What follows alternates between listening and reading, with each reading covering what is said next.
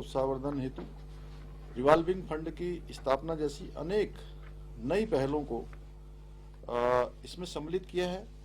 ये बजट हमारा नमो अर्थात नवाचार, आत्मनिर्भर उत्तराखंड, महान विरासत व ओजस्वी मानव संसाधन की थीम पर आधारित है। मुझे प्रसन्नता है कि बजट में राज्य के समावेशी समग्र विकास के लिए ज्ञान अर्थात गरीब, युवा, अन्नदाता एवं नारी कल्याण को केंद्र में रखा गया है। विशेष फोकस इन चार जो हमारे सेक्टर हैं, गरीब, युवा, अन्नदाता एवं नारी को प्राथमिकता में रखा गया है। हमने इस बजट में वित्तीय प्रबंधन पर भी विशेष जोर दिया है और ये सुनिश्चित करने का प्रयास किया गया है कि हम अपने संसाधनों से राज्य की आय बढ़ाएं। उसके लिए हर तरीके से हम प्रयास करें। इसके अलावा बजट में हमने शिक्षा, ग्रामीण विकास, इंफ्रास्ट्रक्चर, चिकित्सा, उद्योग आदि क्षेत्रों के विकास पर भी विशेष रूप से फोकस किया है। यह बजट हमारा सर्वस्पर्शी बजट है। इसमें होलिस्टिक अप्रोच रखी गई है। इसका सबसे जो मजबूत पक्ष है कि सभी के लिए सभी संभावनाएं इसमें आगे प्रावधानित की गई हैं। यह बजट आदरणीय प्रधानमंत्री जी के सबका साथ, सबका विकास, सबका विश्वास और सबके प्रयास के मूल मंत्र के अनुरूप बजट है। जैसा कि हमारे प्रधानमंत्री जी ने बाबा केदार के धाम से कहा था कि इस सदी का तीसरा दशक उत्तराखंड का दशक होगा। इसी को ध्येय लेकर हमने इस बजट में इस संकल्प की प्राप्ति के लिए इसमें प्रयास किए गए हैं, जो आने वाले समय में हमारे राज्य के विकास में एक मील का पत्थर साबित होगा। मैं इस लीक से हटकर बनाए गए बजट का अध्ययन करने का आप सभी से भी आह्वान करता हूं, तथा जिससे जनता तथा इसके प्रावधानों को प्रचारित और प्रसारित किया जा सके। यह बजट नहीं है, बल्कि उत्तराखंड एक नया उत्तराखंड बनाने का, आदर्श उत्तराखंड बनाने का, देश के अग्रणी राज्य बनाने का हमारा ये अर्थ संकल्प भी है। और ये संकल्प हमारा विकल्प रहित है। तो बाकी चूंकि इसके मुख्य बिंदु है, बाकी अभी बजट भाषण में सारी चीज़ों का विस्तार से आ गया है। और मैं अभी इस बजट भाषण में और राज्यपाल जी के अभिभाषण में जब भी बोलूँगा तो बाकी चीज़ें और विस्तार से वहाँ भी मैं आप सबके समक्ष रखूँगा। आप सभी को कोई बात पूछनी हो तो पूछ सकते हो। सर, एक कानून भी आज टेबल होने जा रहा है, किस तरीके से आप देखते हैं? कई कड़े प्रावधान अब कर दिए गए हैं इसमें।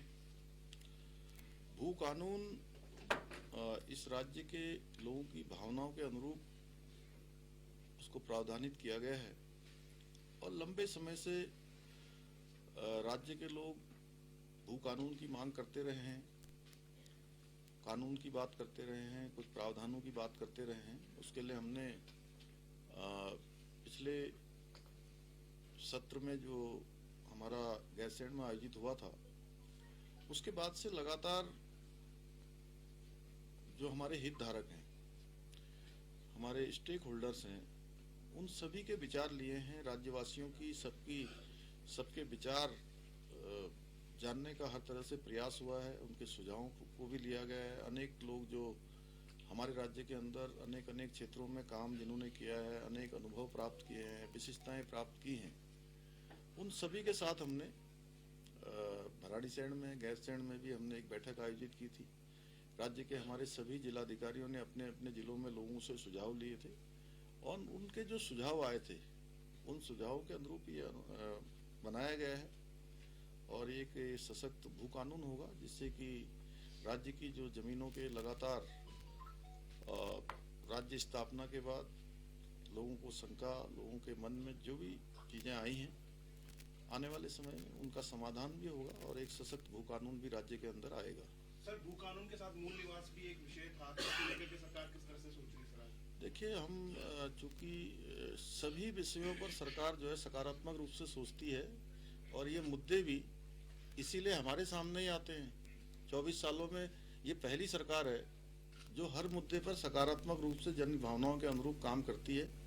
लोगों को विश्वास है, चाहे भू कानून हो, मूल निवास हो या आने वाले समय में और भी कोई चुनौतियां हो, हम उन चुनौतियों पर राज्य की जो जन भावनाएं हैं उनकी भावनाओं के अनुरूप काम करेंगे। ये जो स्मार्ट मीटर को लेके एक इशू आ रहा है, तो क्या जो हमारे यहाँ उत्तराखंड में अलग से स्मार्ट मीटर लग रहे हैं, जो हिमाचल, कर्नाटक और जो तेलंगाना में जो कांग्रेस की सरकारों वाली जगह पे लग रहे हैं, क्या ये उससे हटके हैं या वही हैं? तो वहाँ क्यों वो नहीं हो रहा इसका? देखिए, आप सभी लोग लगातार, आप लोगों से ज्यादा अपग्रेड कौन रह सकता है? सबसे ज्यादा अप टू डेट बोलते हैं, क्या बोलते हैं विनोद? पंकज बताओ क्या बोलते हैं? Update, upgrade. देखिए, पूरे देश के अंदर लाई गई योजना है और भारत सरकार के स्तर से ये योजना समस्त राज्यों में लागू की गई है, उसमें उत्तराखंड राज्य भी है। और ये योजना लोगों की सुविधा के लिए लाई गई योजना है कि बिजली चोरी न हो, कानून से जीने की सबको आदत पड़े।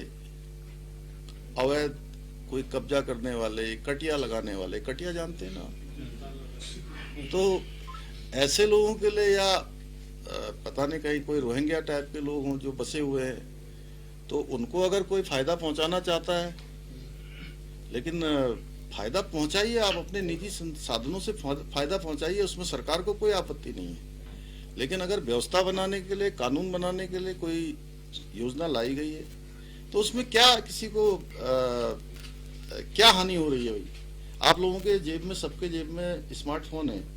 जब आप स्मार्टफोन यूज कर रहे हैं तो आप स्मार्ट मीटर क्यों नहीं लगा सकते? और प्रीपेड का जो हल्ला मचाया गया है वो केवल भ्रम में डालने की बात है। हमने कहा है, हम गरीब लोगों के लिए, जो हमारे अंत्योदय के लोग हैं, जहां इंटरनेट की सुविधा नहीं है, वहां पर स्मार्ट मीटर लगाए जाने का अभी कोई प्रावधान नहीं है। लेकिन जो संपन्न लोग हैं, जितनी बिजली वो यूज करते हैं, उतना उनको बिल देना चाहिए कि नहीं देना चाहिए? आप लोग इस बात को तो मानते हैं ना। हमारे पड़ोसी राज्य हिमाचल में हमसे बहुत ज्यादा लगाए जा चुके हैं, वहां कांग्रेस पार्टी की सरकार है। राज्य के दूसरे हिस्सों में कांग्रेस पार्टी की सरकार है, हमारी अन्य एनडीए सरकारों से अलग सरकार है, वहां भी ये योजना लगाई जा रही है। भारत सरकार ने इसमें प्रावधानित किया है, इससे किसी को कोई नुकसान नहीं होने वाला है। बार बार ये विषय उठाया जा रहा था कि साहब एक कंपनी विशेष को दे दिया गया है, जबकि इसमें 40 कंपनियों ने भाग लिया है, जो मीटर में अलग अलग आए हैं। कुमाऊं क्षेत्र के लिए अलग आए हैं, गढ़वाल क्षेत्र के लिए अलग आए, लगभग 30 करोड़ 28 करोड़ से ज्यादा पूरे राज्य के अंदर 28 लाख से ज्यादा मीटर लगाए जाने हैं। अभी कुल 15 लाख मीटर लगाए जा